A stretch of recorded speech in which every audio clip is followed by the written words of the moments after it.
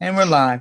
Hello everyone, this is Ninja DC, joining you again and back again for Star versus the Forces of Evil, the rest of Season 2. Yay!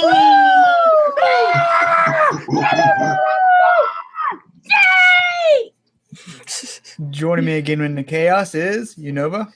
Star versus is back with Unova here. We are going to chill out and celebrate. Yeah, come on, celebrate. Star's back, Season 2. We're gonna finish it. We're gonna finish it. Heck yeah, we're doing it. Oh yeah, we're doing it. Star versus. We're going to defeat those forces of evil. Yes. Whee! That was epic.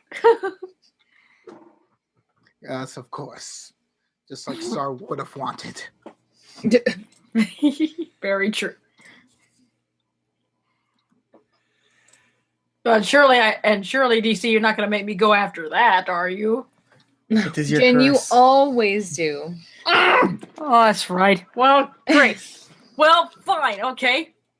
We're going to get a little weird. Going to get a little wild. It's now Star Season 2. We're got another dimension! Hello, I'm Jen. Hello, I'm Jen. That was the and second half of Season 2. what?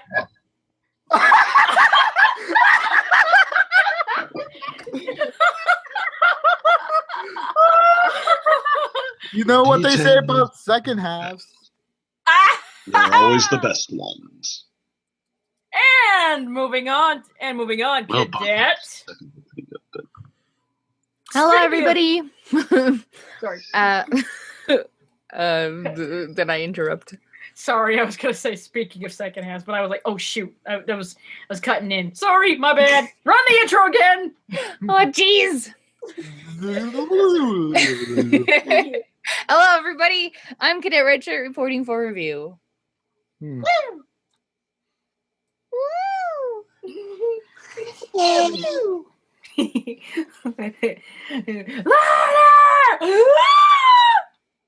Yay! Hooray. Hooray. Second. Hi there, I'm the Second Opinion, and from a critic first and a fan second, once again, it's time to get a little weird, and it's time to get a little wild. Riveting.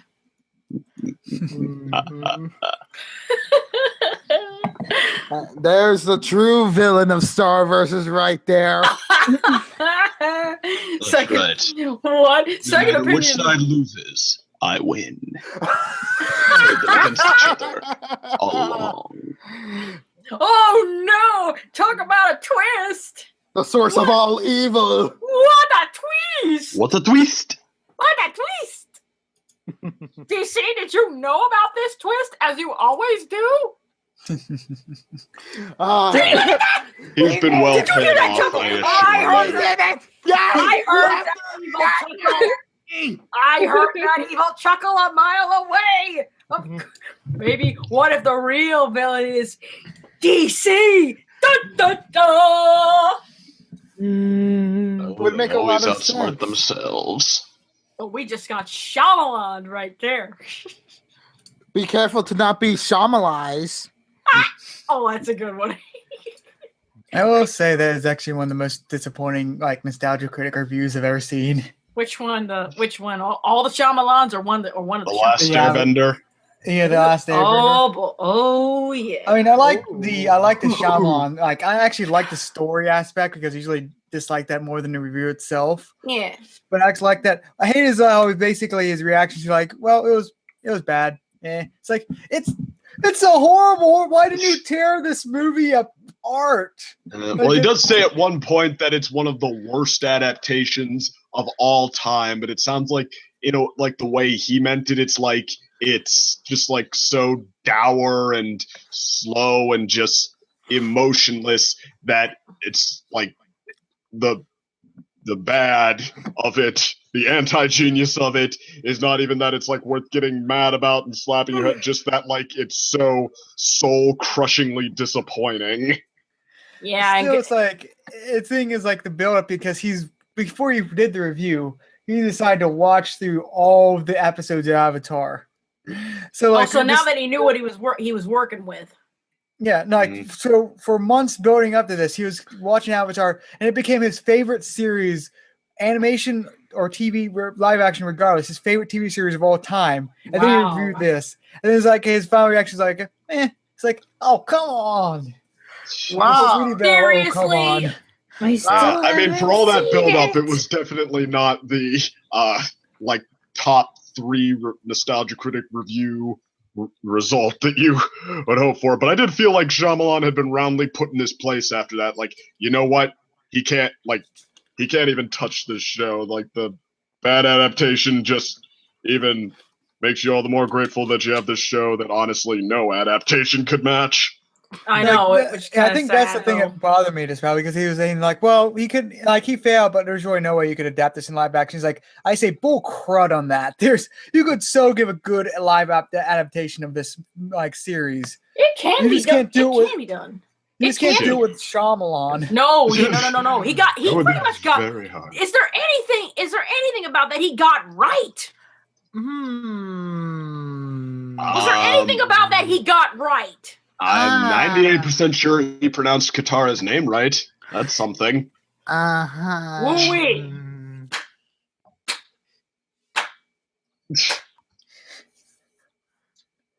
The fact that the one thing that drives me crazy was like the characters are completely wrong. It's like wait. I was like, hold on a minute.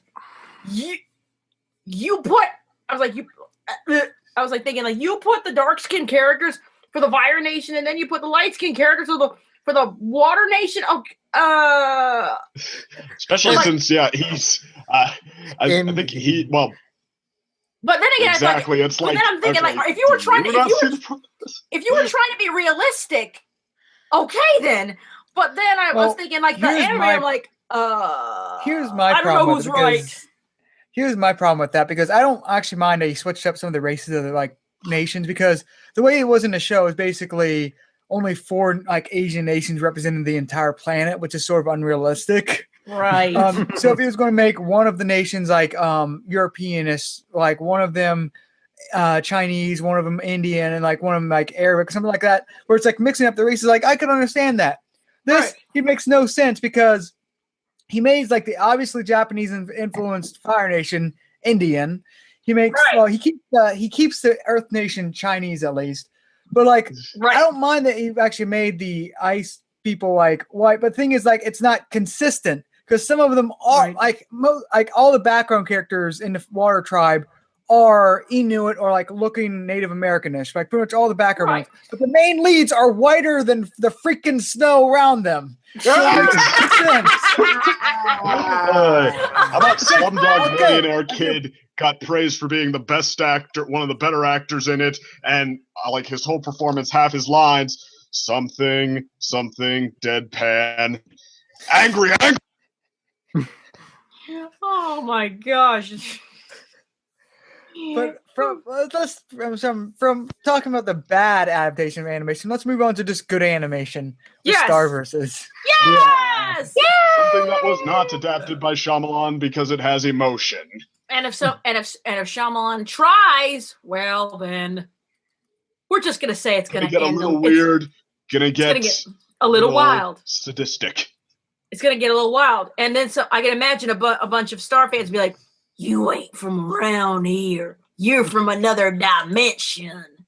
You're going down with these six axes." Or better yet, you're like, "Get your own cartoon gold. Go on, get." Well, actually, so this is like real quick, since this is kind of relevant with all the animated movie adaptations being done right now. Who would you pick to direct a Star versus movie? Like, okay, who has the enthusiasm to make question. It happen? Here's another question. Wait, Quentin Tarantino. Hold on a minute. Who's a? It would be live action or animated. So, well, how about whichever one you'd prefer to see? Who would you pick to direct that? Is it animated or live action? If you want live action, say you'd pick to direct it in live action. Okay, if live action, who would direct Starverses? Just good at giving us just like awesome fever dream adaptations. I'm thinking of gosh, I can't remember his name right now. The What one did he guy make? who made who actually made Avengers and Buffy. Joss Oh. Whedon? Joss Whedon. That would not be bad, to be sure. Could Because he work. has that nice tone, like he can get like the family friendly action tone, which is what Star is. Mhm. So I feel he could do it like, well, because you have to hit a specific tone with like when you're doing like animation, like cartoon adaptation to live action. Mhm. I mean, just need. It could work. I mean, if it were another animated Maybe? adaptation, I might say like bring in some of those people who really know, just like Candy Colored Fever Dream, but an awesome Candy Colored Fever Dream. Like get the people who made the Lego Movie or something. Could work. Could work. Could work. Actually, as I recall, the people who did the Lego movie actually were the one who did 21 Jump Street. Mm, Or is it? that would be cool, yeah.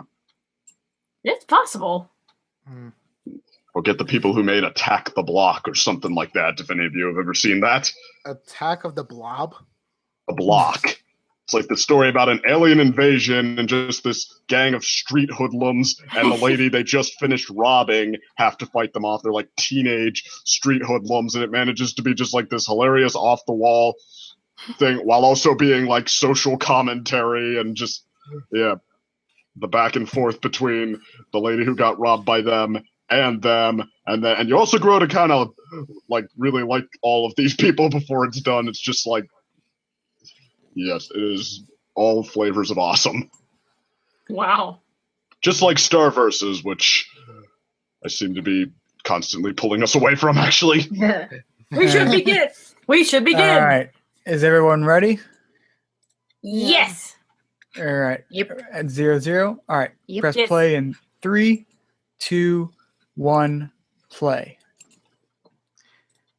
Ding. Ding. I just have white. Oh, all right. Go back to 0. Okay. Oh darn. No, I'm it just the like stayed intro on a again. white screen. Like my player just stayed like white for like 3 seconds. It's like, okay, there should have been a ding by now. All right. Press DC, play. DC, DC, Something's did you? wrong. DC, was your player whiter than snow? Oh. I couldn't resist. You got him. You got him, Jen. All right. Press play in 3, 2, 1, play. Ding. Ding. We're adult people, really. We've missed this one. Gonna get a little weird. Gonna get a Gonna get a little little wild. I'm from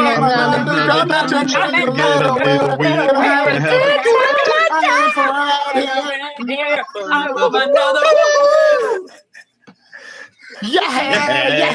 Oh God. I'm talking rainbows. I'm talking honey. Ba, ba, ba, ba, ba, ba, ba. It's gonna get a little weird. It's gonna get a little wild.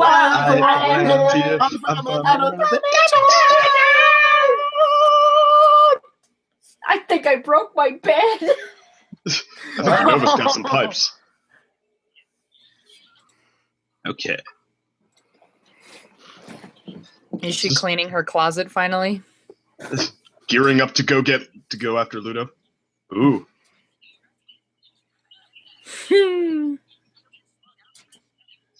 Oh, Wow. Where'd you get one of those? Sword. Probably Vintage laptop? Are you serious? What?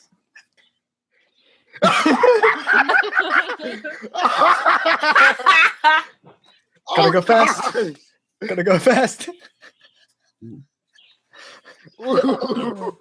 Oh dear.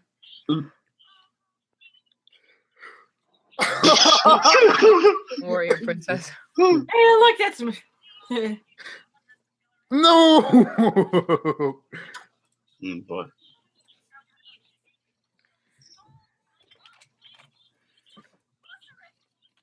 Mm.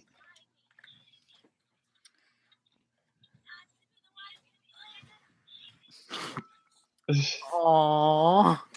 That's what he's been doing instead of warning her. Oh, jeez. Amanta's got to take care of his kin.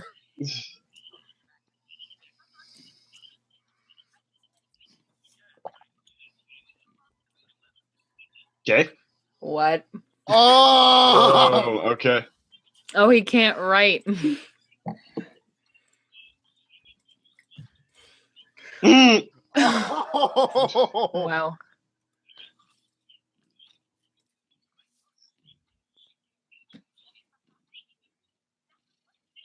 Okay.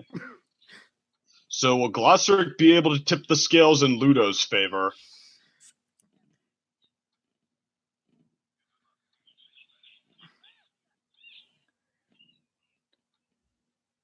It'd be hard to be stealthy with the backpack. Right. Yeah. But they're not implying, though, that Marco's thing with Jackie is Oh. already on the rocks because of this, because, like, they only Well, that's who he was just on a got phone together. call with at the beginning. Yeah, and then he, like, was just sort of, and then put her on hold. Like, I hope that they're not already having him lose interest. Wow. What? That squirrel knows how to dress. It's deserted. Ludo needs to rehire. Oh. Mm. Uh-huh. Actually, maybe Marco should have grabbed one of those swords. Yeah. Woo! Nice.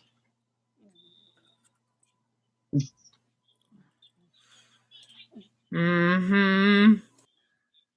Oh,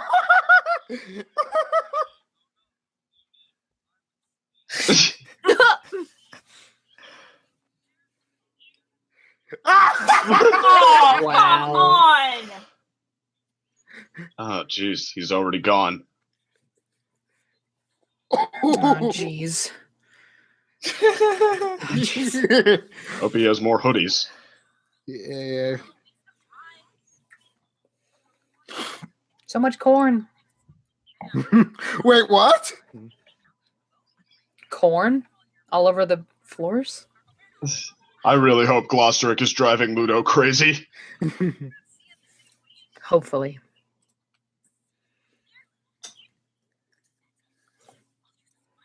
Oh no.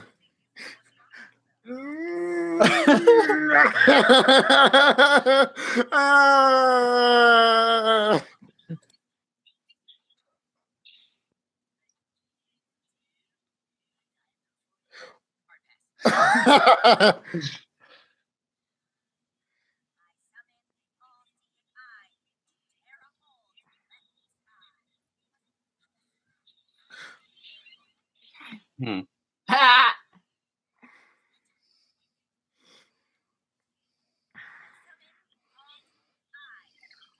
Ooh. Oh, come on. Ew. We think alike, Star.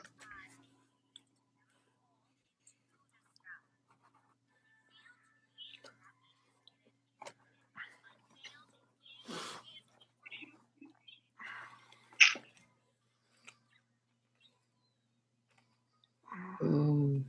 Give me sight beyond sight. Ha. Uh-oh.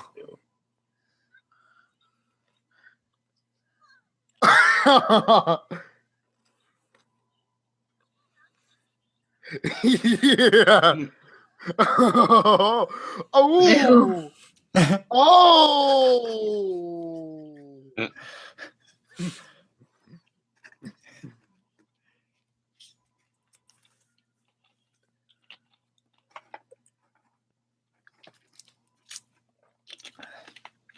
Aw.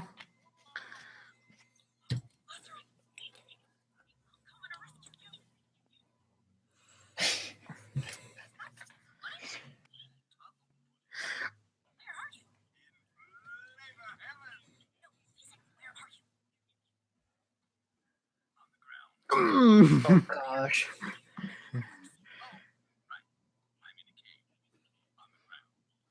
Mm. It's not. I'll just like look around till you can get some clues on where you. Ooh. Seriously. She's gonna make it work that way. I'm Whoa. gonna warp it to a portal.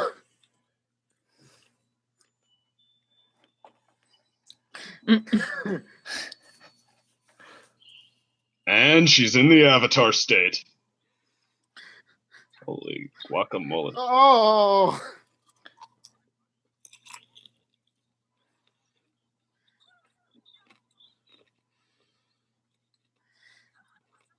Just grab the book.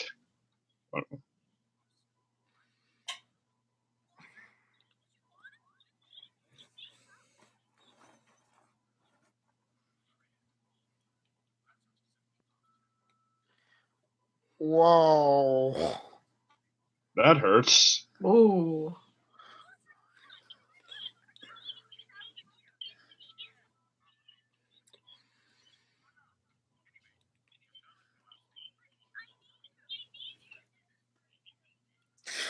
Whoa. Well, that hurt.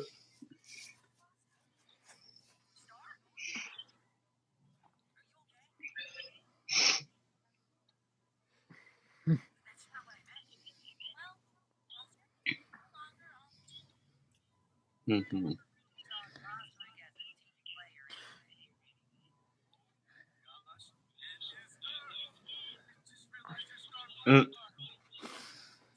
What? Monsters hate me. Oh They're no. against the grain.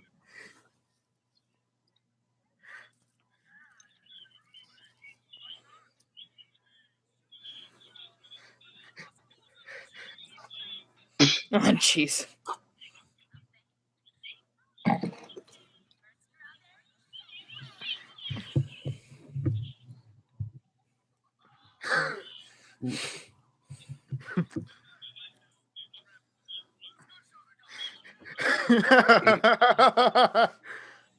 Mhm.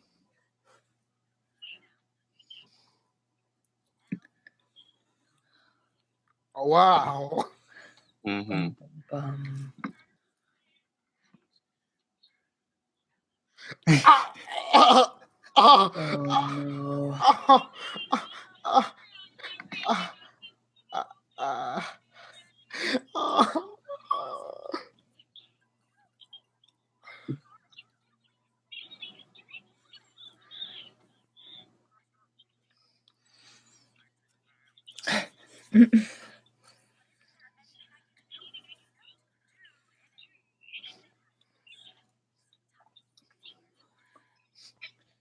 What's their track record of handling things?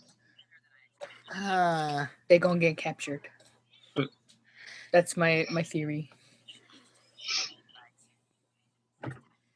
They're gonna My Little Pony this up. Oh man. Let's see.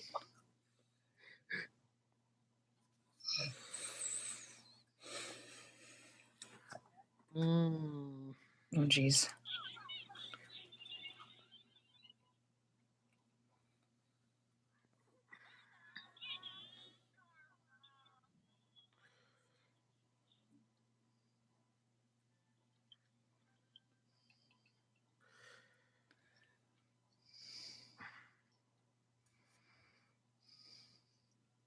Mm. Whoa.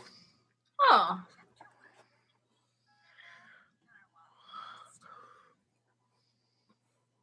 Mm-hmm.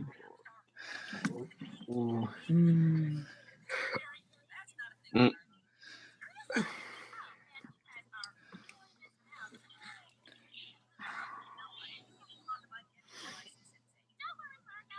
Sensei. Oh. His birthday. No.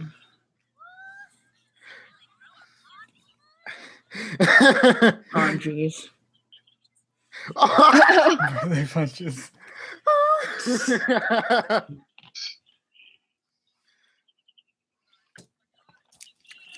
Oh.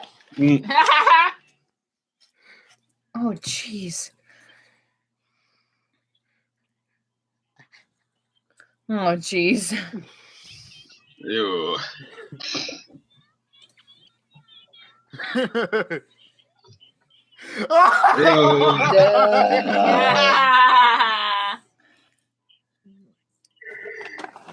Ain't seen nothing yet. No. Oh, baby, ain't seen nothing yet.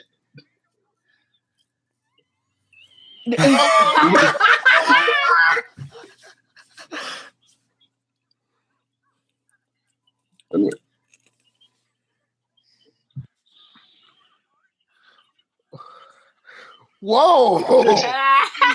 Well, he's learned some tricks. Some moves.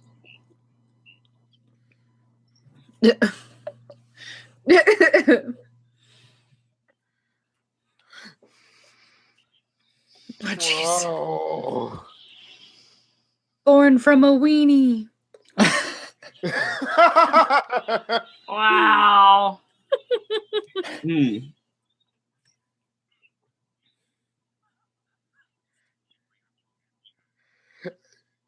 Wow!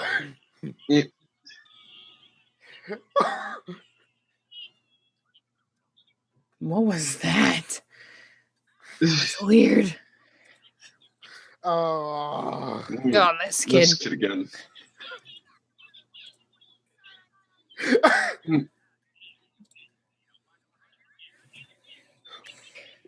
It's weird now. Hmm. Oh shit!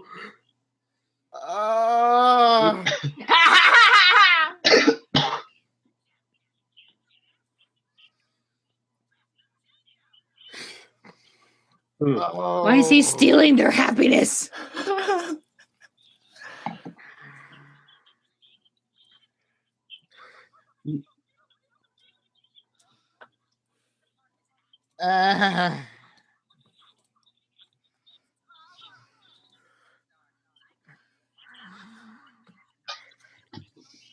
Hmm.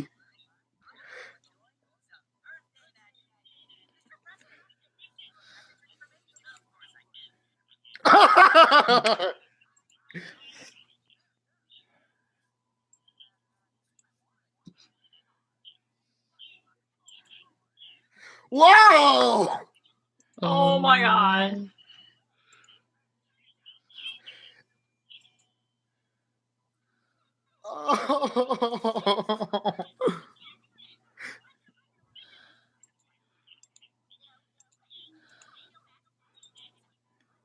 Hmm.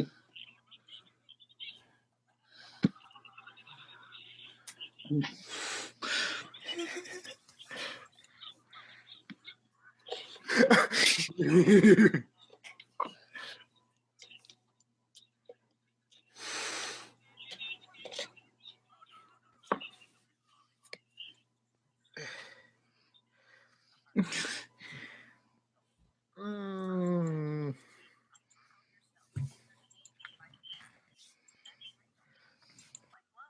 Ah! Ooh. Oh dear.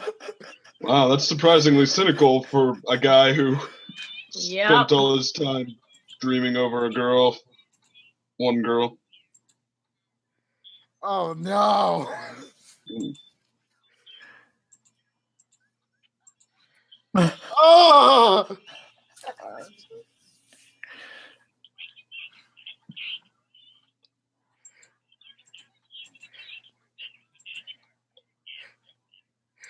Oh. Hmm.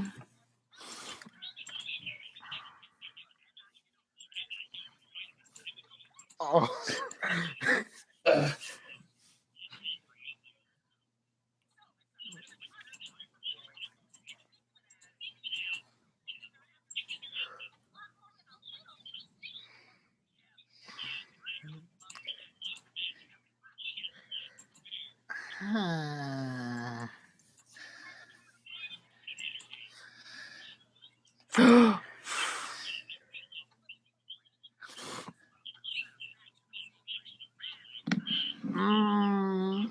Mm. Yeah, we all know how this goes.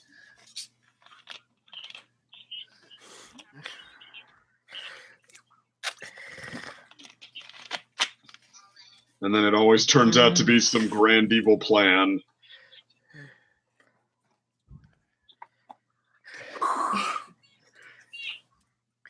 Okay.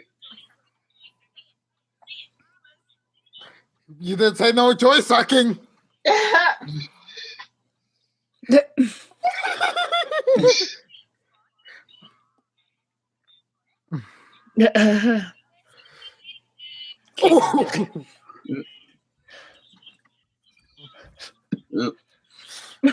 Ah. What are the odds Star mixes up the formula as well?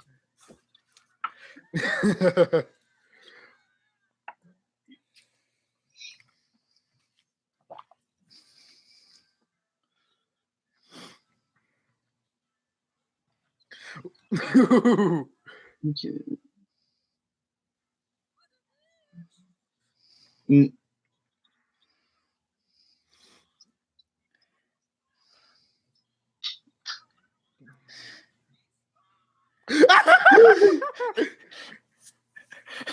Oh, jeez.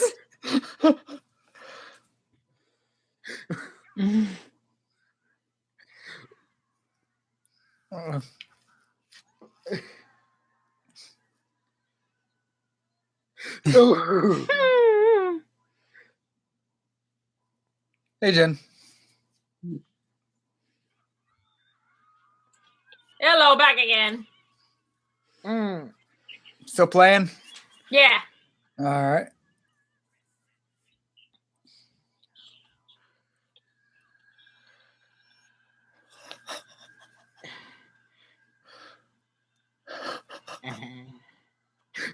And the magic. Ah.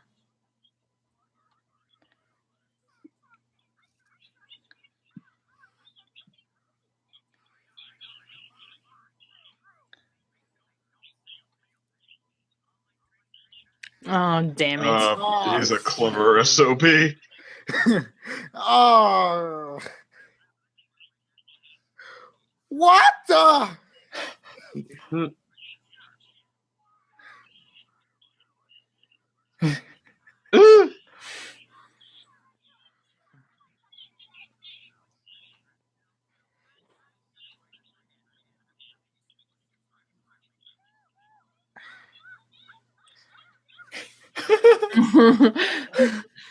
And the problem with that in him, the problem with that is, We all hate Jeremy. yeah.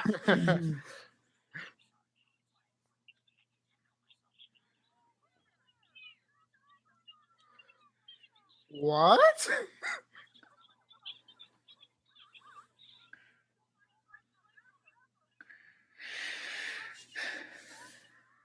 He did that on his own. Drop the mic.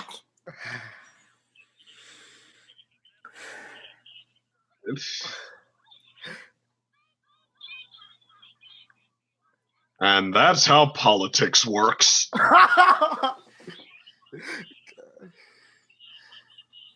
That too. Going the wrong way.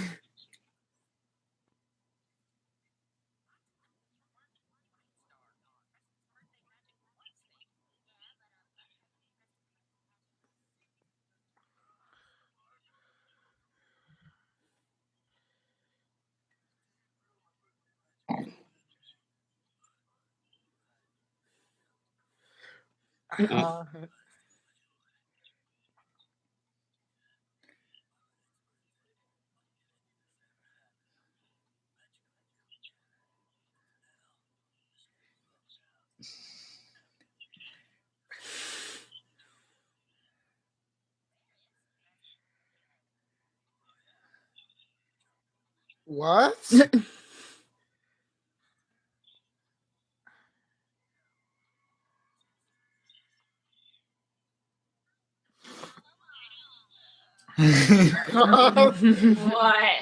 What? What was the point of that? Wow!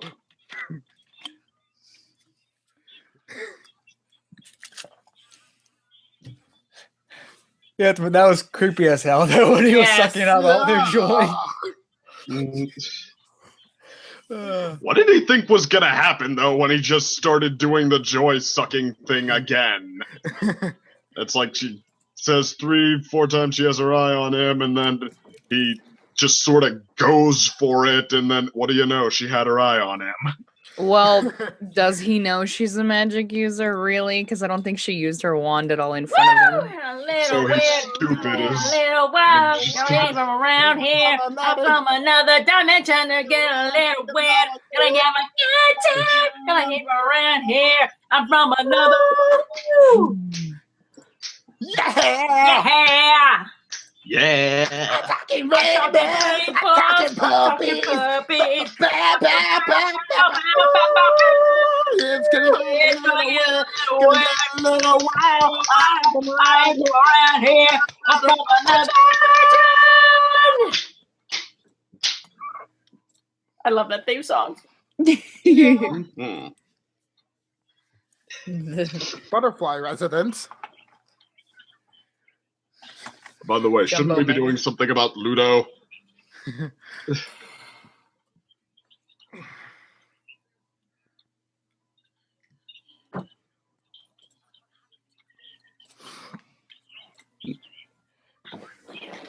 I think it's funny how Rivers and Marco both hate Glosseric in the exact same way.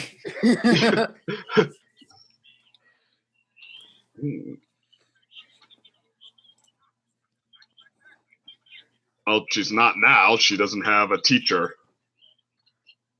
Ooh.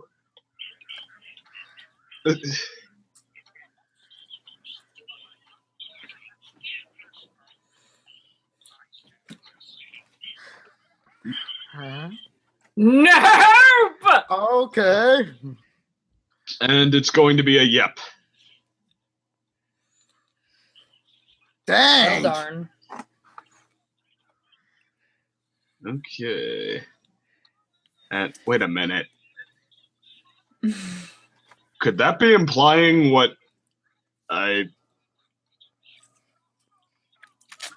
the first thing that made me think of anyway? What? Okay. That the things that menace Star Okay. are a test from her parents.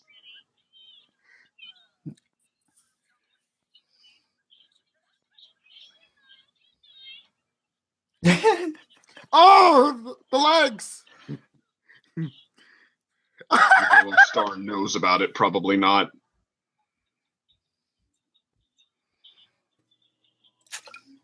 Well, at least she can spell.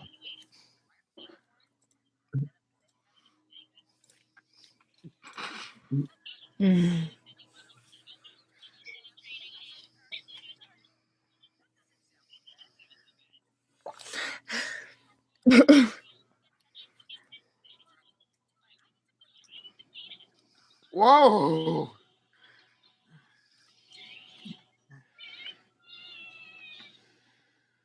Bada boom. It's a kitty. The fake out.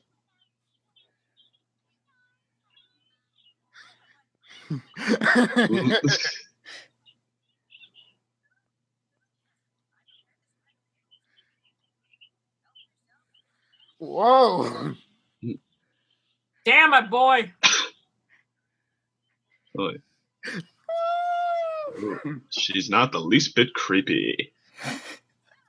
Ooh, she has a jewel in her head just like Glosseric.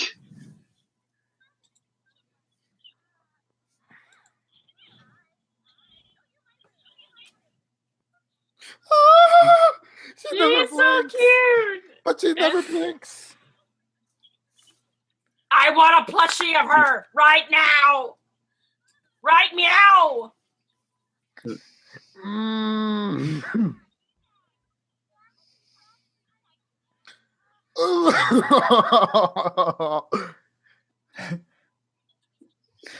Mm.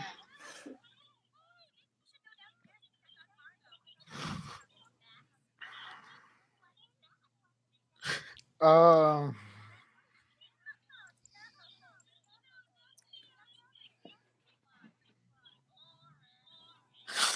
Mm.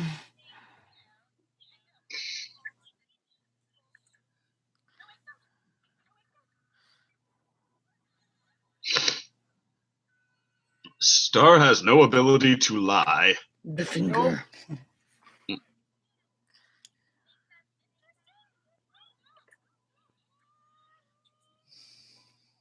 In a good way? Eh. Oh. Ooh.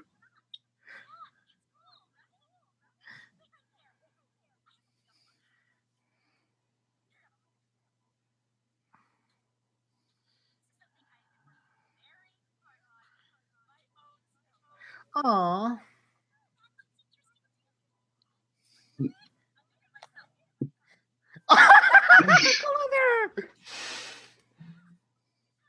Just like the average cat, just everything is interesting, but only vaguely. Oh.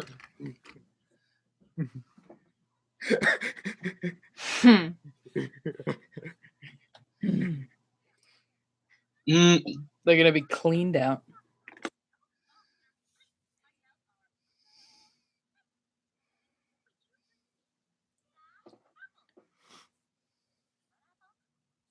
Ooh.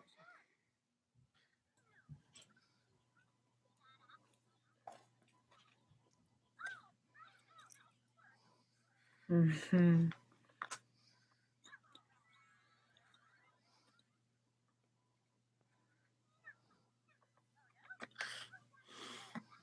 Mm.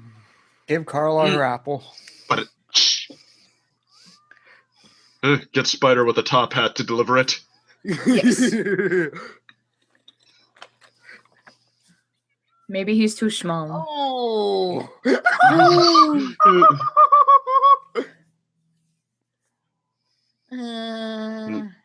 You can deliver it with.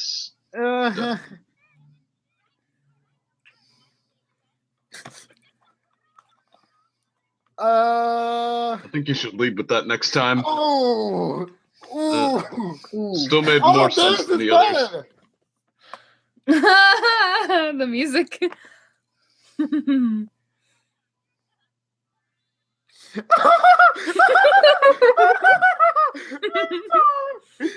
I knew it. I knew it. Ah. Okay, Mhm. telling you, top hat's your boy. Oh. This one on one. Ah.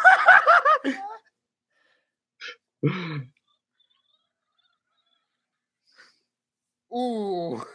Well, you can't say that wasn't interesting. Okay, Star Space there. Ooh. Green magic now. Ooh, Oh. this won't end well. Oh It just no. does that sometimes. Uh-oh.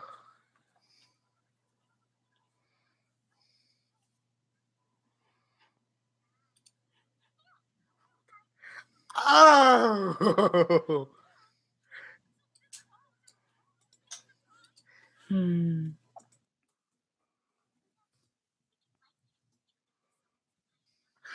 Ooh.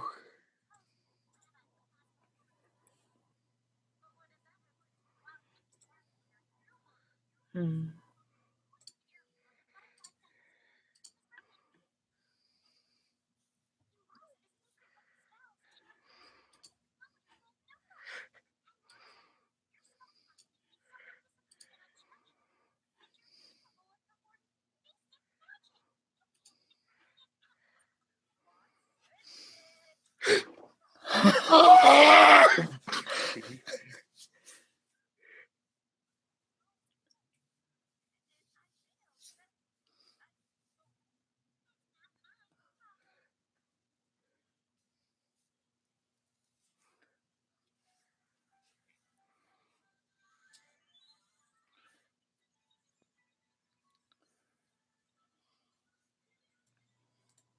Use the Hey, Jen. force.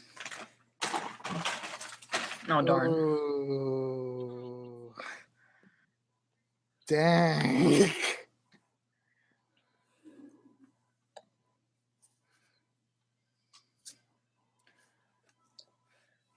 Video. Oh wow. Keep going. Oh, yeah. I'm still watching. All right.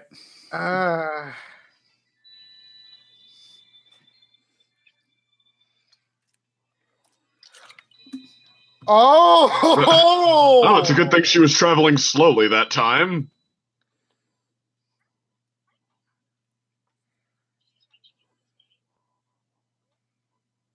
Watch her say.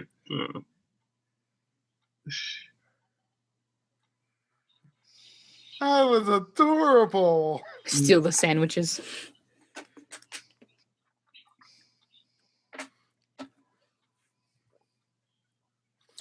Oh jeez. What? The freaking treasure chest. What?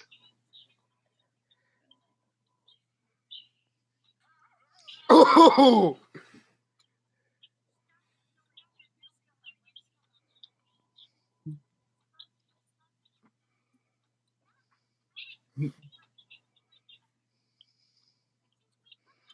Oh. Oh dear. Ooh. Oh damn. Sounded like DC Leon.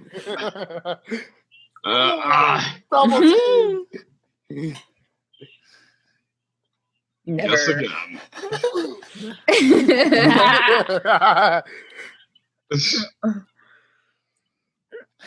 Oh. Wow. Of course they want to walk when it's that rainy. Oh my god, that's so awesome! Pew pew.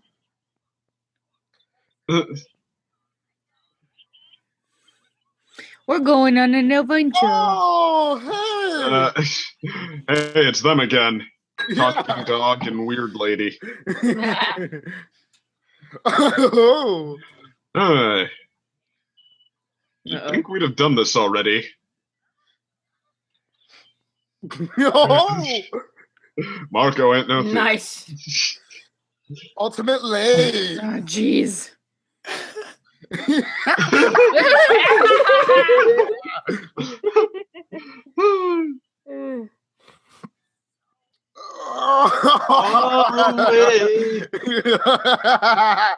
Oh dear. Oh my god. Marco episode. Oh. Oh noes.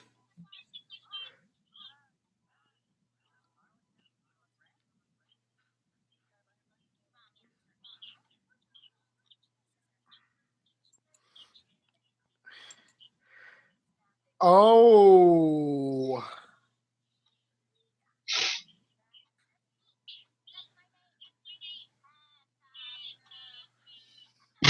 Heck. Heckapoo! Trying to make us laugh with silly names now.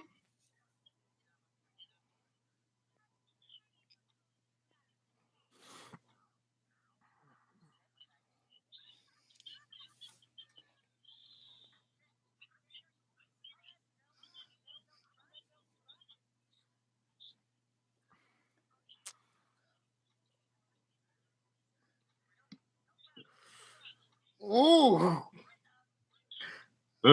Do what Sensei did in the last episode.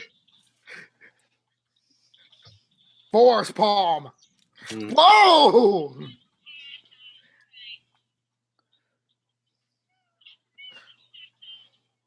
No. And yep.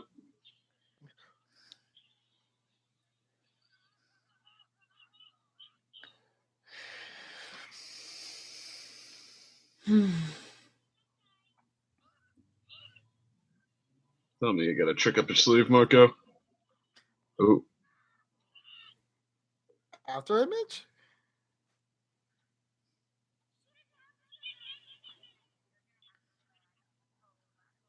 Oh!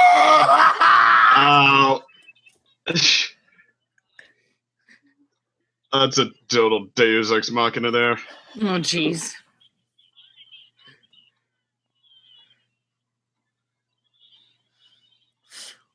Ooh. Okay, so how does that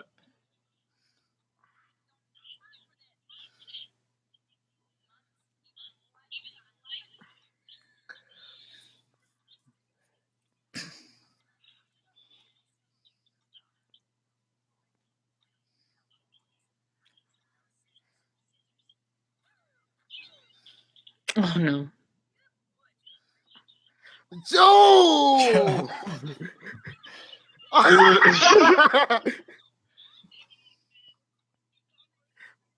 DARPA?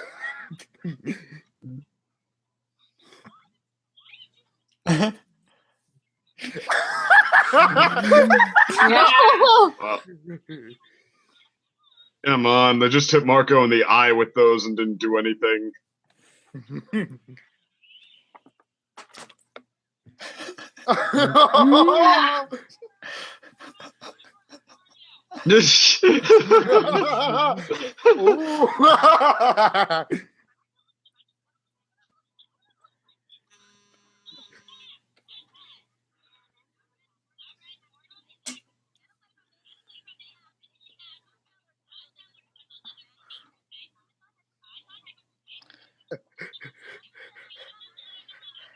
Mm,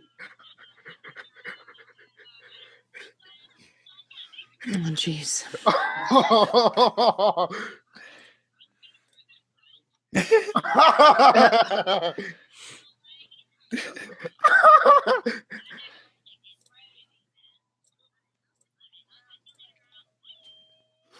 Oh.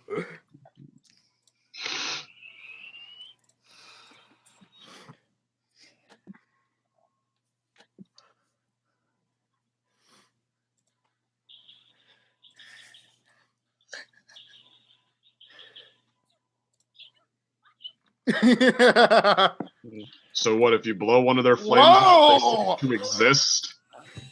Dragon motorcycle? Hmm. Is that Marco?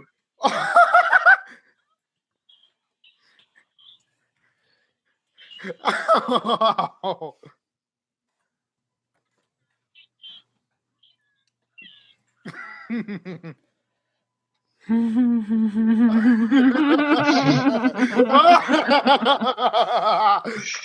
Oh, what? Oh. What? Oh my gosh! 16 years. Yeah.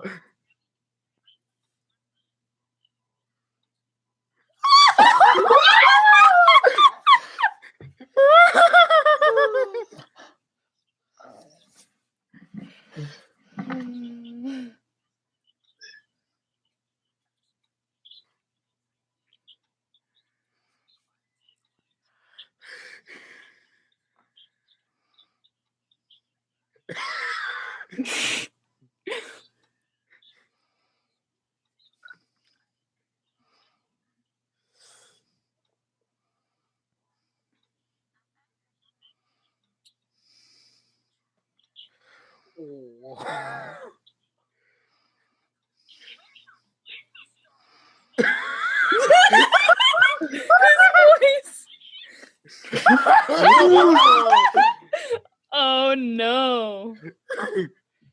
Oh my. Oh my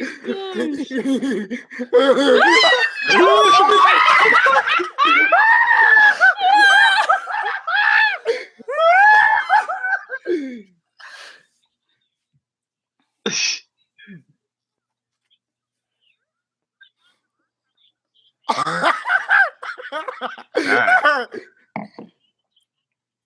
Whoa! Holy hell! Of course she'd be like that.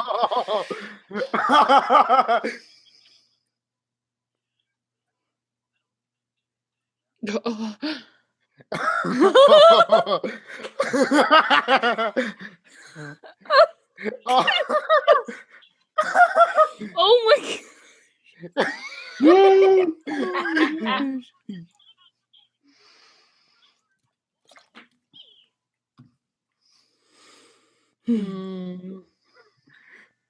No. Why can't you take your dragon cycle with you? It is yours. The music.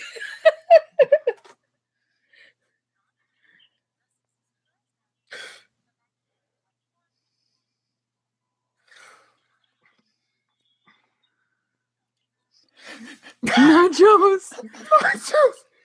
Oh.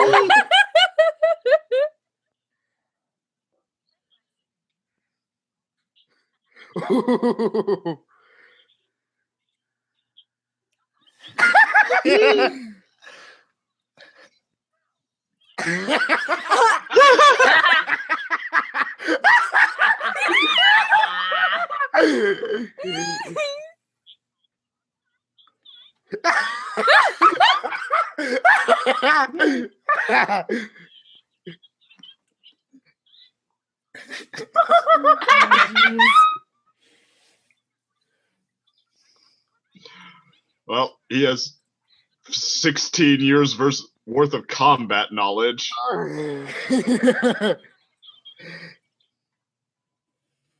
Wow, life is certainly different. Friggin' 30. This is like Excel round. Jesus Christ. Damn. Oh no. Oh shit. Space unicorn? Jackie. Jackie. Oh.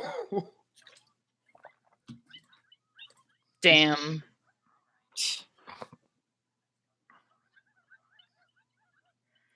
Oh, Dang. Wow. Wow. All right, can I just say this? Can we agree that's the best Marco episode in the series? Yes! Oh my Once goodness. again, Star went pretty far out for a probably one-off thing. Yeah. Yeah. Like, what?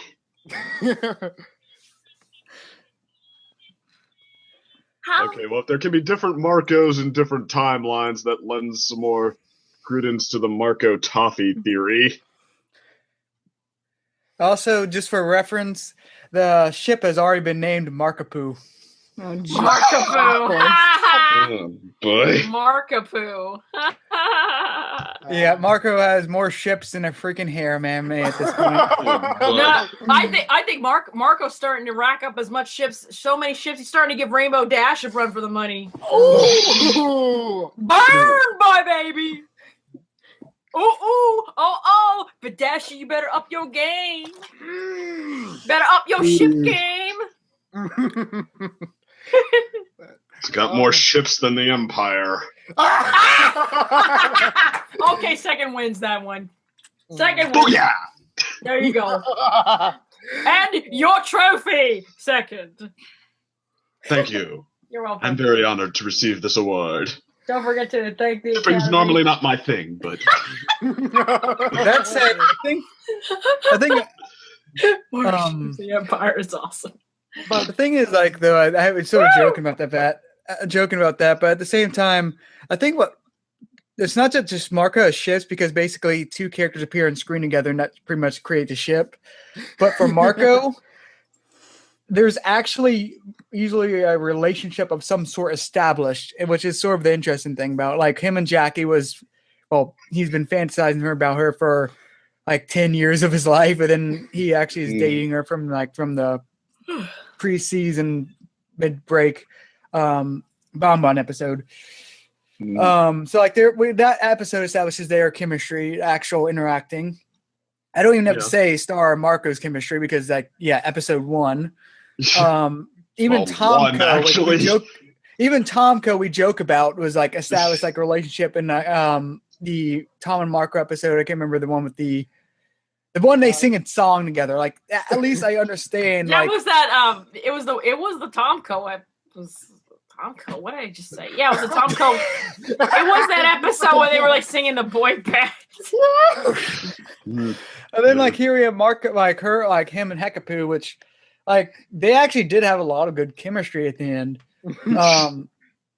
I mean, not saying necessarily relationship chemistry, but just like they have actual character chemistry, which is just sort of an They've known interesting. each other a while. Well, to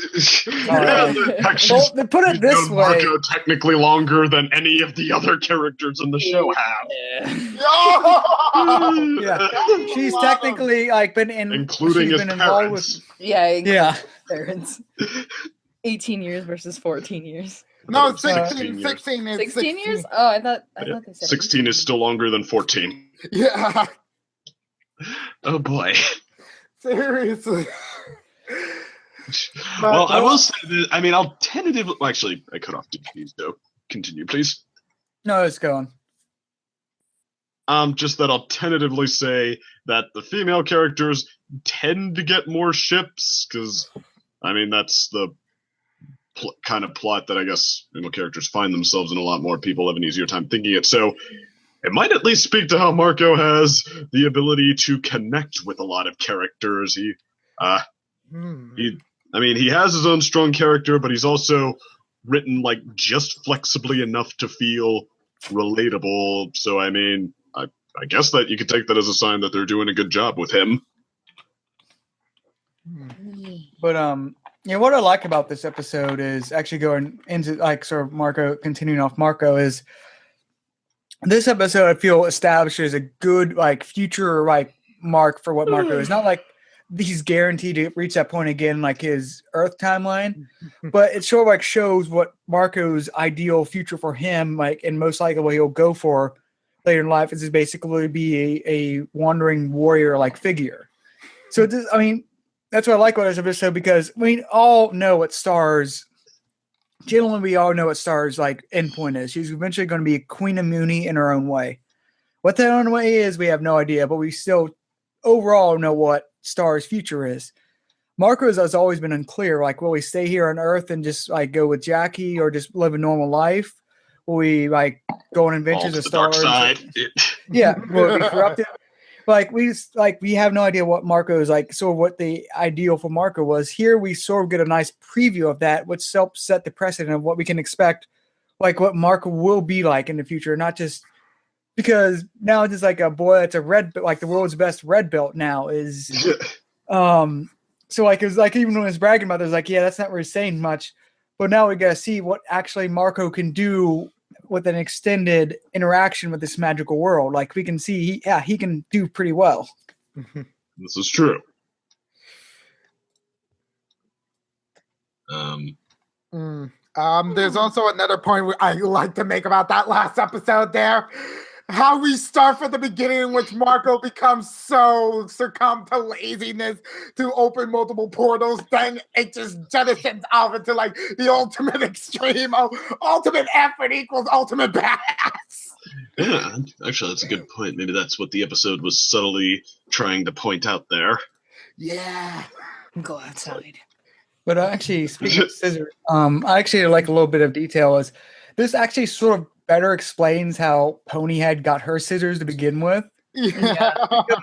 Because when Ponyhead was using them to basically avoid being sent to St. Olga's, why would she have scissors if her parents were trying to send her there, sort of thing? Like, here, let's give you a object that allows you to basically run away forever.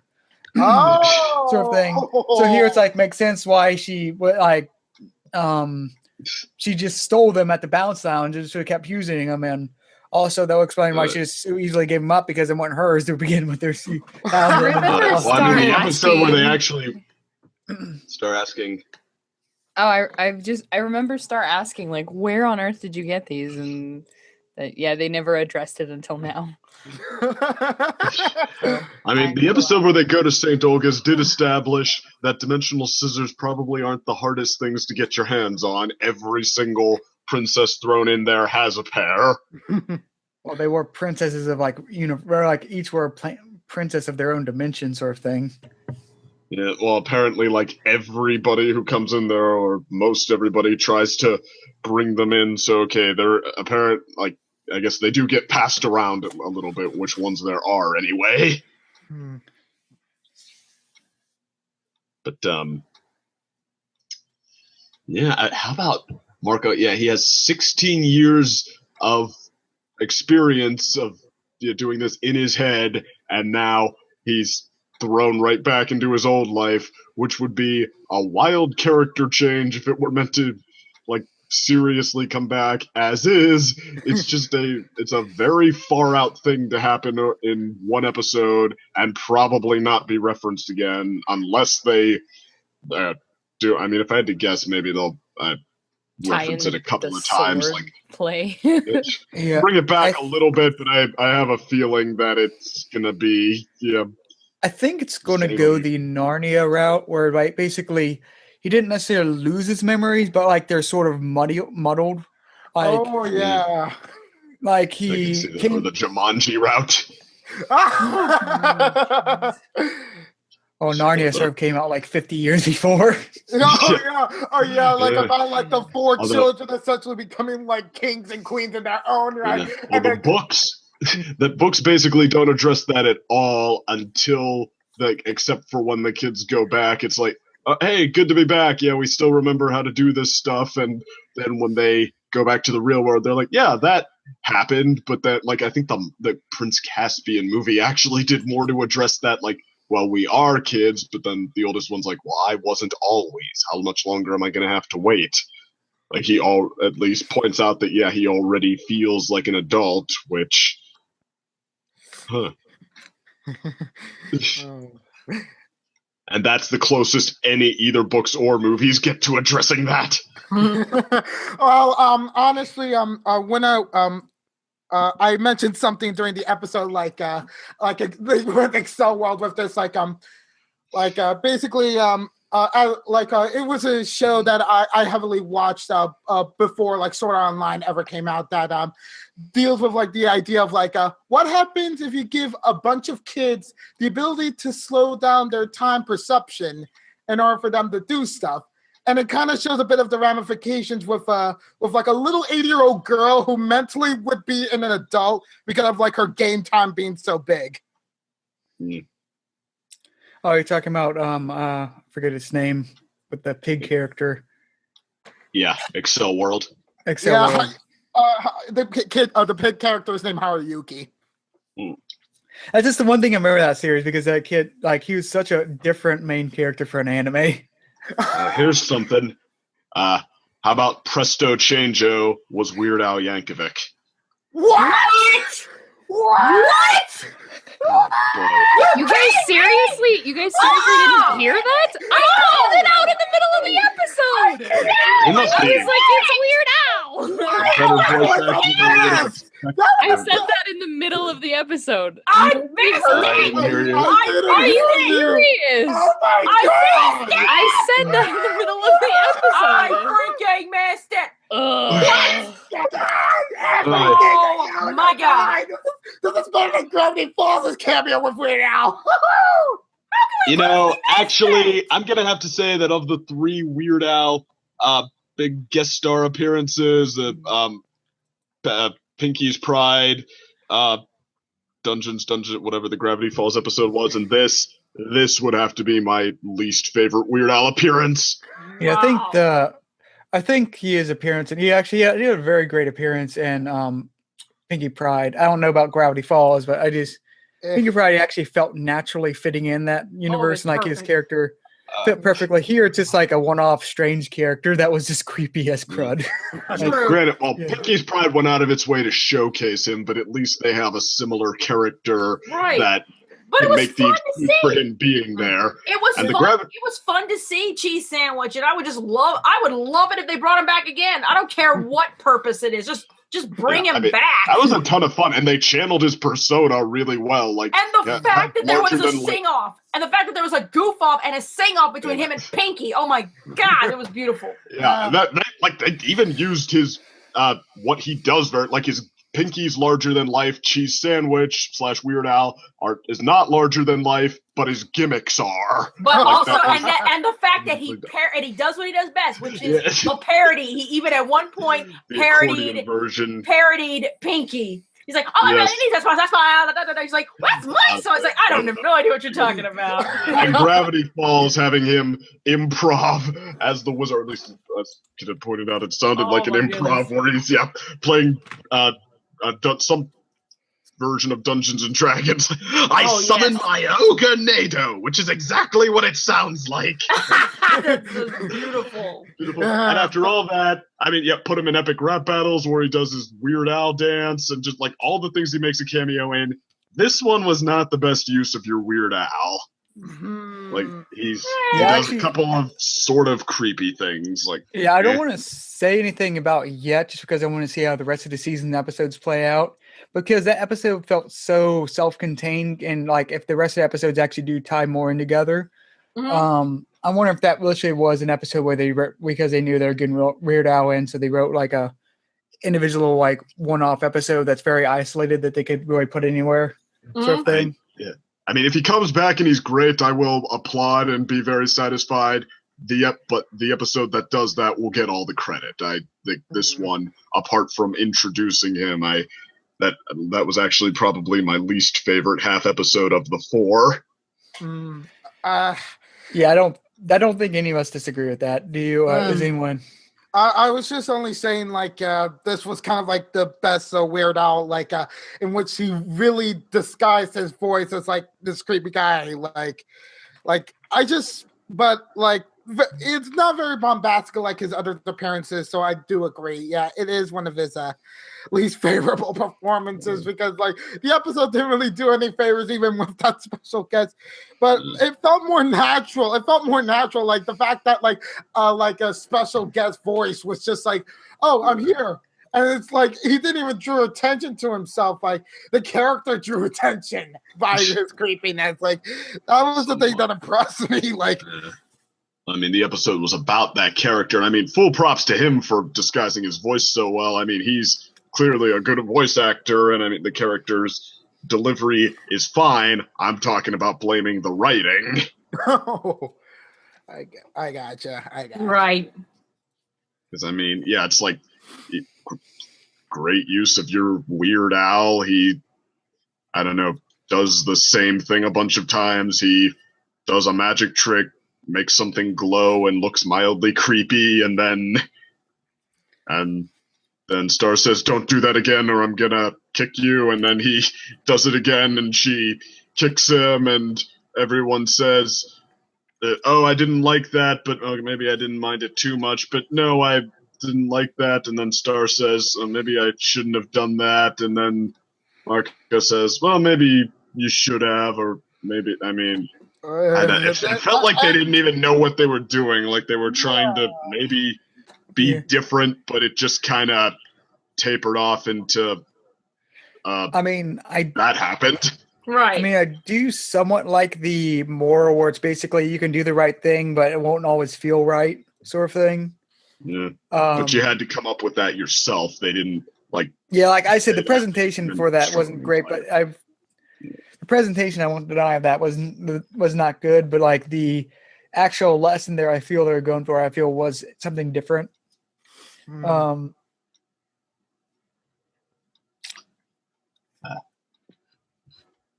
Get a sneeze that won't come. So. Yep. But I mean, otherwise, well, actually, honestly, the first episode 15, it makes me think that, yeah, this show is not the best at, starting from a new point. Like this show does not take off running right away. It needs some time to get or at least an episode to get the wheels spinning. Like episode 1 was probably, or at least episode 1A was probably my least favorite in season 1. And then, I mean, Ponyhead was maybe a little better, but, the episode... I thought the one with the pizza was your least favorite. Wasn't the pizza season 2? Yeah. Oh, I thought you were talking about the first part of this season.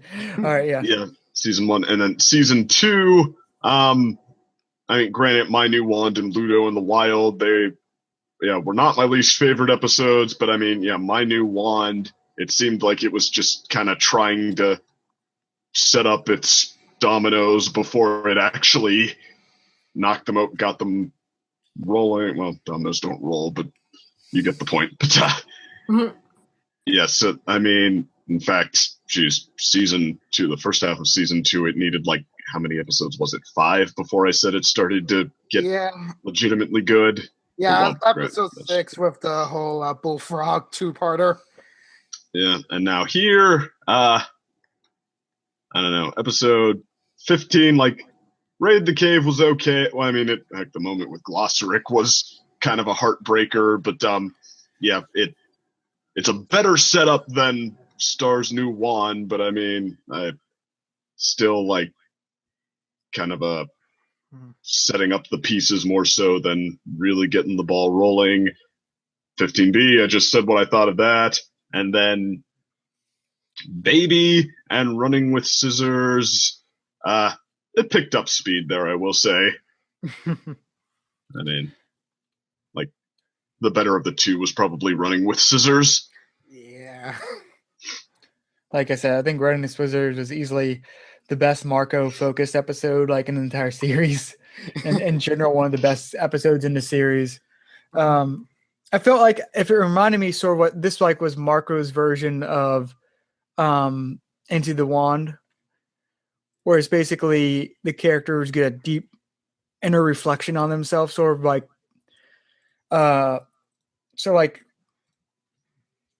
the characters come out just because of what happened to them, just feeling off, like Star just basically having her future like past self trying to destroy her sort of thing, like just sort of like left her like just emotionally burnt out. Then here Marco coming back to his normal life after being away for more years than he was alive when he entered it.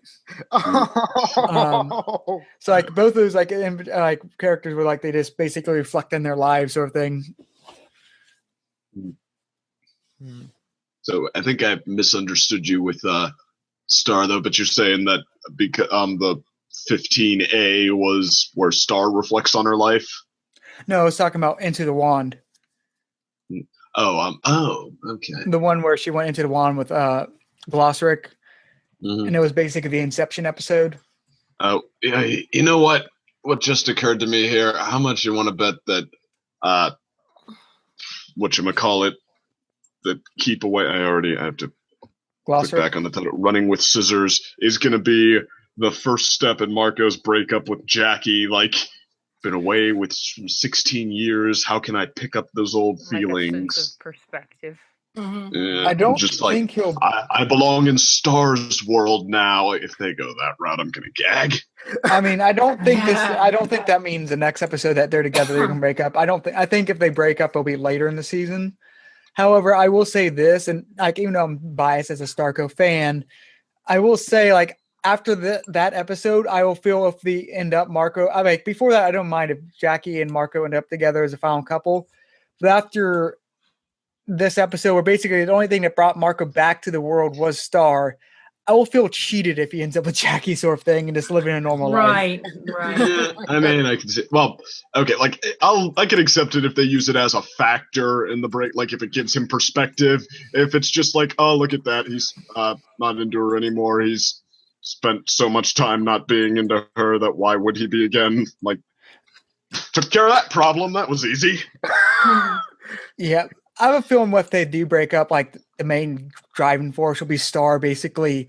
Like it's like I have no problem with this, so accidentally blowing everything up around her because I feel Star will probably be the key reason if they do break up, just because Star not wanting to admit her own feelings will sort of admit her own feelings sort of thing.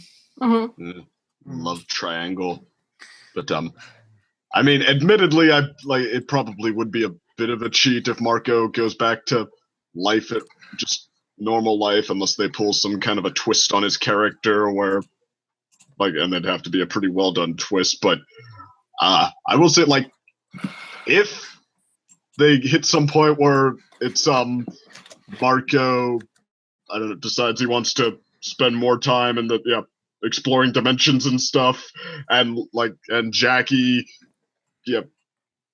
gets confronted with that, with having to live with that, and says, like, you know what? Yeah, dude, I want to go on that journey with you. I'm into this. Oh, yeah.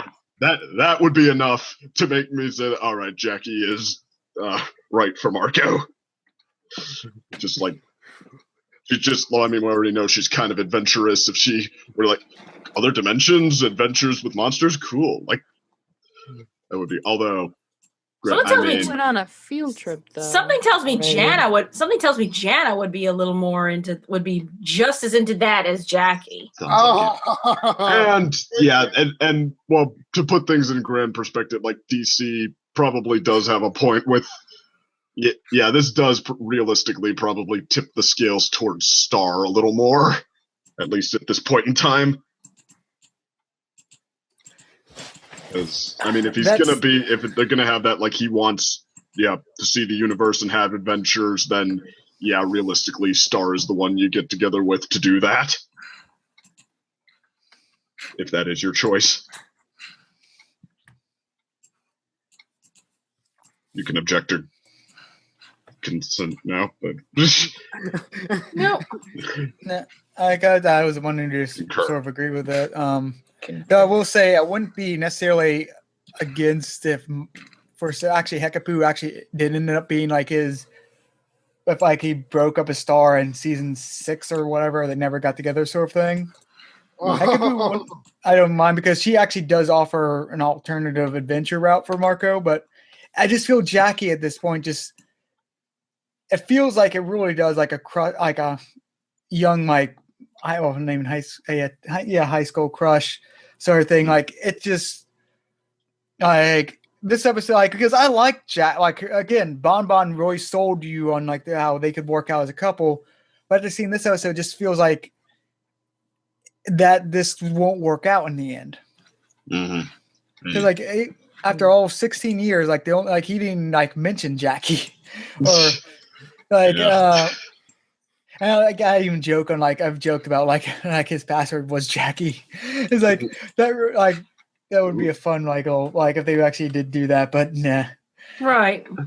Actually, that would be surprisingly that seems surprisingly possible now that you mention it.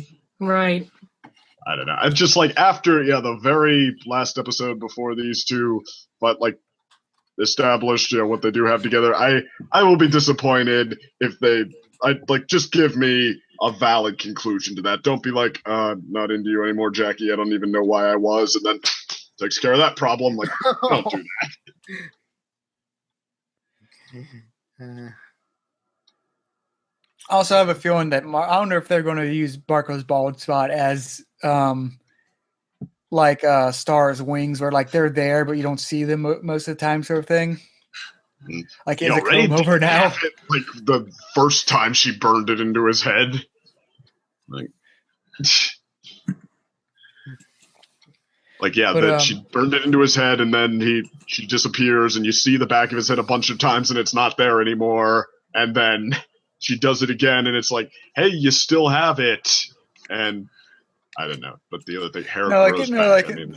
No, the thing is, like, he kept burning it again and again, sort of thing. Like at first, it was just like, just sort of slightly, not even burning off his hair, but just like putting a flame there. Then, like after doing it again, keep getting burned in. But like, I think that would be an interesting thing for them to bring back. Like, if Marco actually has to comb over that spot of his head that gets showing, just like acknowledging that, like his 16 years of adventuring sort of thing.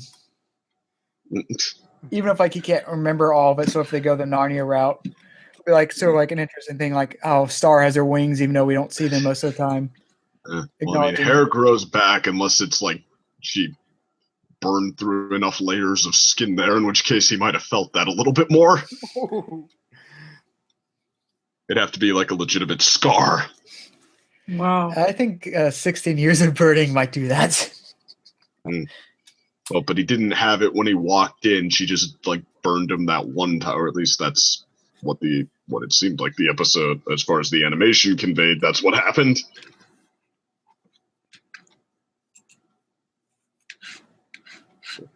I don't know. Well, but granted, they brought it back enough times. I don't know. It seems like the show could still do a better job of conveying what it means, especially with like, that Trickstar episode. But also, because we brought up like how this sort of foreshadows like a general route that they're probably going to take with Marco. Mm-hmm. I feel we also forget like the first part of this 16 also showed like where Star is likely going too, with a connection to like very direct connection to Eclipsa. Like they just flat out Star's the like, one who could potentially be evil. Wow, that's interesting right there. Actually, an interesting route that I've told other people is like maybe if Star doesn't necessarily turn evil, but if she just becomes essentially a rebellious princess, like breaking against traditions because I remember like we've shown the humans have been known to rewrite history to highlight them in better favor, sort of thing. Mhm. So maybe like she was just basically neutral and actually fell in love with a monster. She just didn't hate the monsters, and that was why she was considered so evil and like cast away, sort of thing. Mhm. Ah.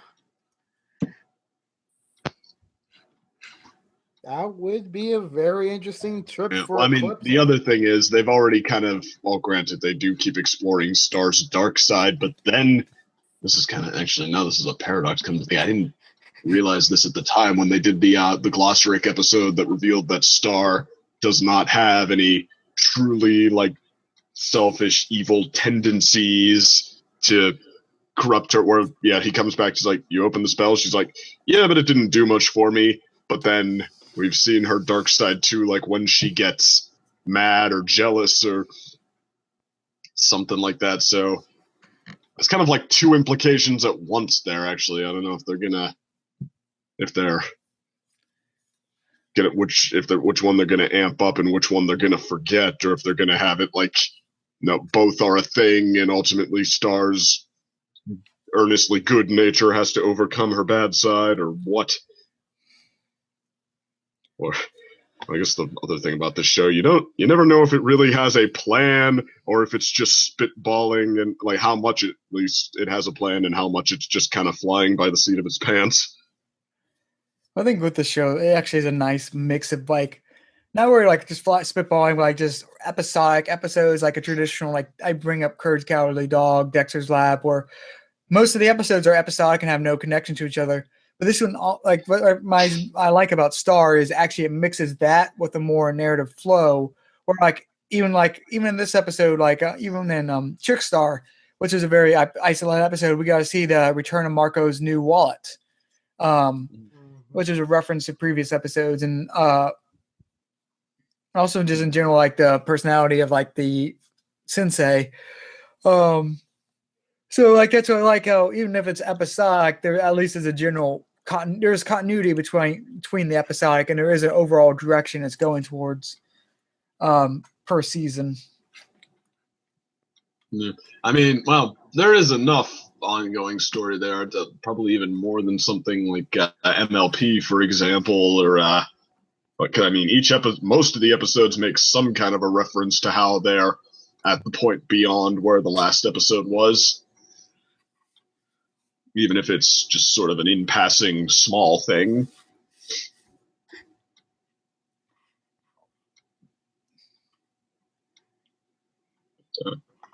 Although, I mean, don't get me wrong, I know what you're saying with the episodic nature. It's not like Voltron or something like that.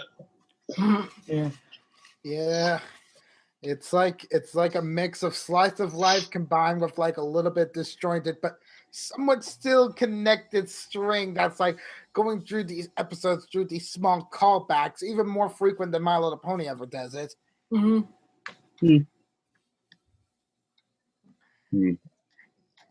Especially since MLP, like even when it did switch over to loose season arcs, and well, I guess they've all had some kind of a season arc, but yeah, it seems like afraid to go full that. So, which, I mean, season 4 was a good compromise, and then 5 and 6 seemed to kind of shuffle their feet on whether they wanted to go farther or not. And they just. And then we got the weakness of season 6 with like a hardly any of an arc. Sure. Well, 5 as well, just like the. Yeah, seemed like it liked the idea, but just wasn't sure what it wanted to be. So we got a map subplot that didn't go anywhere. We got a pretty limp Starlight Glimmer arc. Like, hey, she showed up, and then we threw her in the background a couple of times. So I mean, yeah, we totally set up that she was going to come back now. Wait, not even. Oh, well, when it comes to season 5, yeah, we showed her in the background. I thought you were talking about season 6 when none of that even happened. Like, we were craving even for a background appearance. Honestly, you could make the argument that season 6 had more of an established running arc than season 5, as limp in many ways as it was. Oh my god!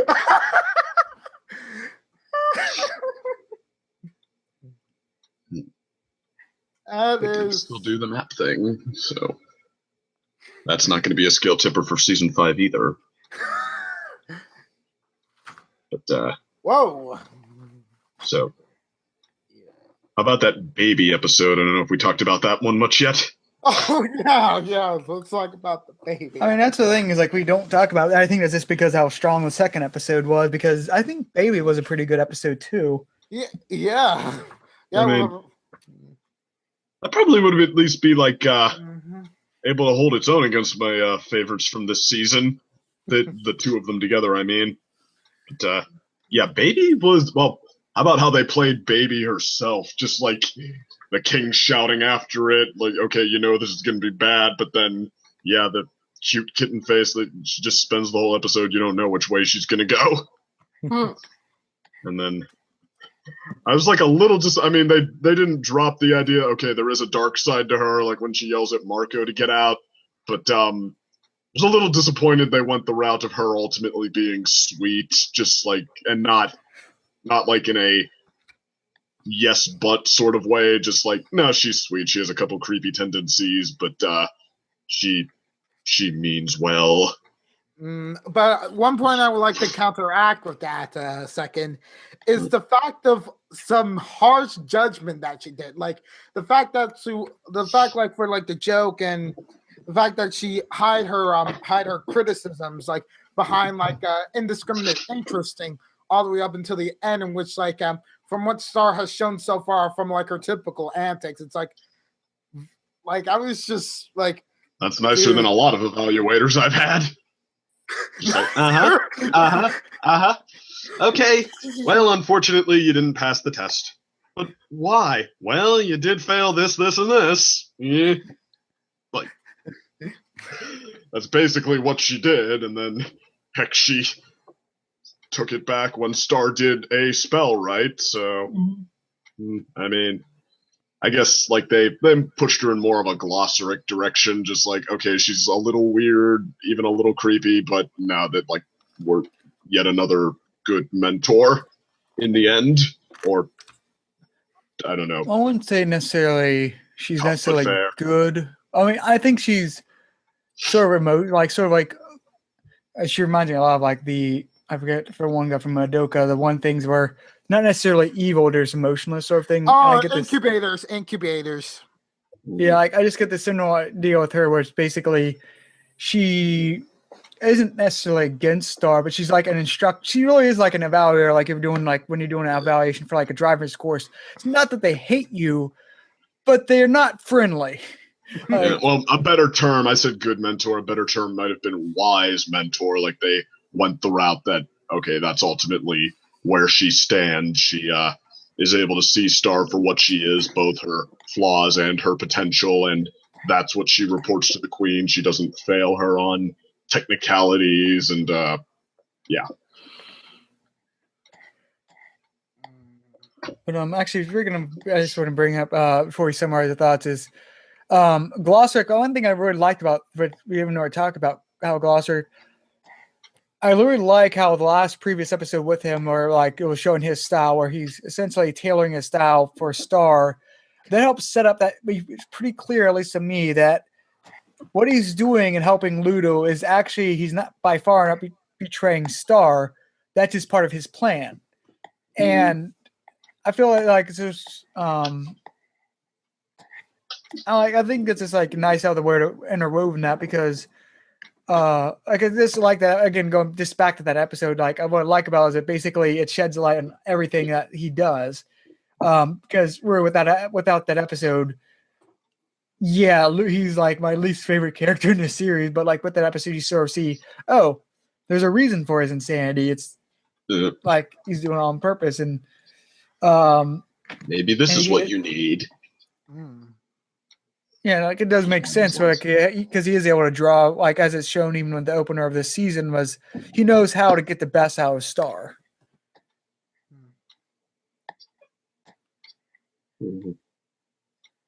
So, and yeah, he seems to be right. She just kind of says like, okay, well, he's not on the team anymore, so clearly I have to make my own spell book now. And on to her, but oh yeah, that was also another interesting thing about the baby episode. The fact that she criticized about this book Star was making, it was like a personal blow. I felt like, but the plot about her making her own legacy, just criticize, my God. Well, I mean, losing the book, granted, would probably deserve some criticism, but starting her own, it's like, well, okay, that's a way to make that's a good way to look at the silver lining. Chance to, show what you've learned, test yourself on what you've learned, keep track of it.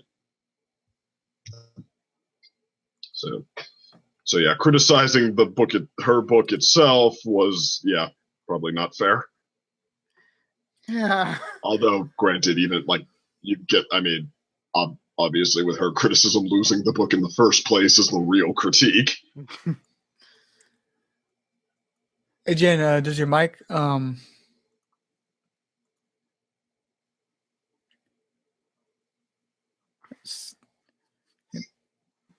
she's dropping. Hey, Jen, Sorry, I'm back. I'm back. All right, didn't know if your mic was having trouble as well. No, it's just a stupid connection. All right, but can you want to give us your closing thoughts on these episodes?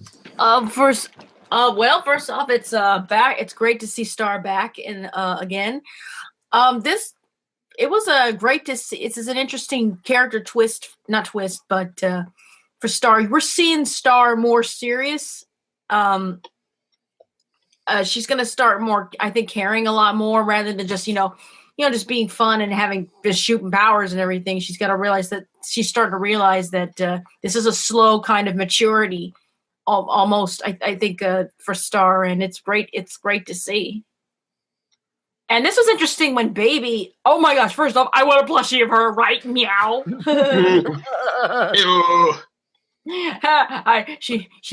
Someone must make a plushie of her, and she will be on my shelf. She will be on my shelf. But when Baby was saying, she's not like Star's mother was in her when she was older. It's like she's better than that. Like, oh dear. Snap. Now it's getting me more and more curious about this Eclipsa character. Must have been one big scandaloso, Yeah, I have a feeling I have no idea how the season's going to end anymore.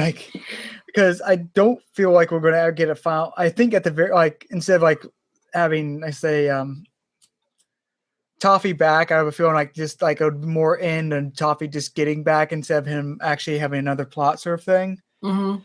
So I have a feeling Eclipsa is basically, I have a feeling, is they're building her up to be the villain after Toffee, or possibly working with Toffee sort of thing, like the far off villain behind everything else. Once we deal with Ludo and all that, and so I have a feeling they're building her up for something. Mm-hmm. I mean, well, they do seem to be still reminding us that Toffee is a thing, or at least assuring us that they haven't forgotten about him. But even just bringing him back, that would probably be too underwhelming on its own. Just okay, he's a thing again, because we did already have him.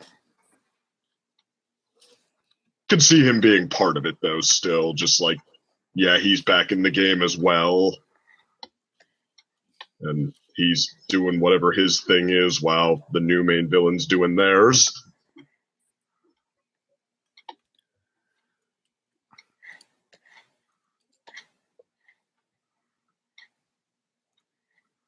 So you want to give, or second, you want to give your final thoughts? Second, you go ahead. I mean, like I said, it seems like starting from at rest is not this show's strong point. So rocky start with 15A definitely being the better one. Good job really getting the ball rolling in 16. So, and yeah, it seems like it has definitely still got its Star versus Mojo. So, all right, I'm happy to be back with this. Ditto. Mm-hmm. And as for me, really, really felt the emotions in this one. Maybe not like shown like externally, but like, oh man, it just feels good to ride that Star versus Wraith, just riding on it like for the first episode that we got to watch, like Raid the Cave, like you would expect it to be like what happened at the finale, but like as a premiere. But no, instead we get like we got like the shocking end of like Star actually coming clean to her parents and like Maybe Toffee was right, or Glossaric was right. yeah, Glossaric basically because of like that option being closed and such, like led to start thinking about like different methods of like dealing with things now, which I think is a very good step because like it's moving from like a predestined like obvious route that I thought was gonna go from the beginning of season 2 with like my new one episode, which I felt was like a bit very much lackluster or hardly much energy in my opinion, but yeah, I really get what this half of season 2 is trying to go for with like many unexpected things changing, lines being blurred about like what is the correct response and what is the thing that's just going to make you happy, really. Mm-hmm. I mean, because like I kind of feel like that's somewhat of like a running trend between these 4 episodes. Actually, like it's like it seems like everything's okay, but like on the inside, it's like everyone's just upset, panicking, or depressed about something, and like things are just changing that is like out of people's hands right now. So, yeah. I'm very much happy for Star returning, and I can't wait to watch more Star episodes. Ditto. But Yep. Well, I guess see you all next week for more Star. Good night, Have a good one. everybody. Ciao!